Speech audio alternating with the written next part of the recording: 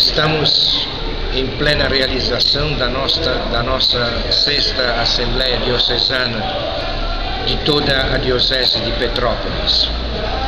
O dia de hoje foi muito intenso.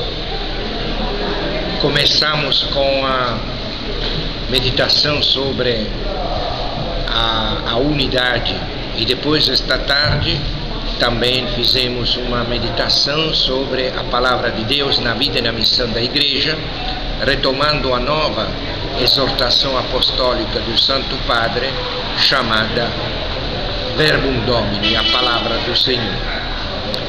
Na abertura da Assembleia houve um momento muito bonito de oração também.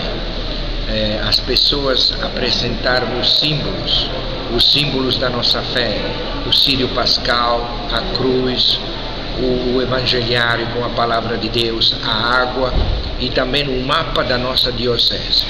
Todos os lugares da nossa diocese onde está se realizando a missão popular. Todos os lugares nos quais vive a nossa fé, se comunica a beleza do encontro com Jesus. E assim, na primeira meditação, eu insisti sobre o tema do pertencer. Nós pertencemos ao corpo de Cristo. Nós pertencemos não apenas pelo fato do batismo. O batismo é o fato fundamental pelo qual a nossa vida pertence a Deus e é salva por toda a eternidade, ligada simplesmente ao nosso sim e à nossa resposta à graça de Deus. E procuramos aprofundar o sentido concreto deste pertencer.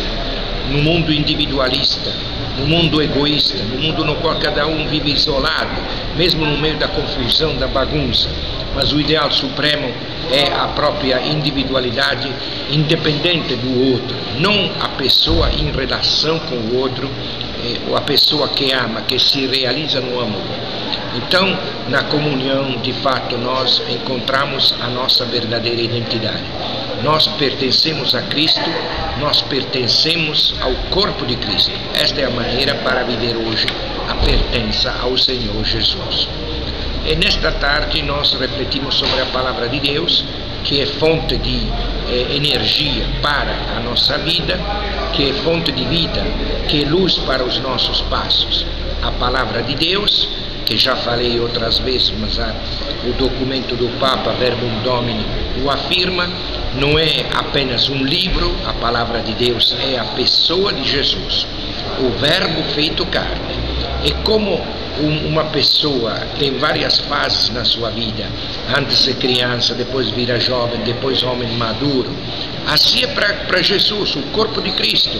Ele era o corpo dele durante a experiência terrena. A um certo ponto ele ressuscita e pelo seu espírito, seu corpo continua através da igreja, que é efetivamente o corpo de Cristo vivo hoje. Então o corpo de Cristo permanece vivo e a sua palavra chega a nós através deste corpo vivo de Cristo, que nos toca, nos provoca, nos ilumina com a sua beleza.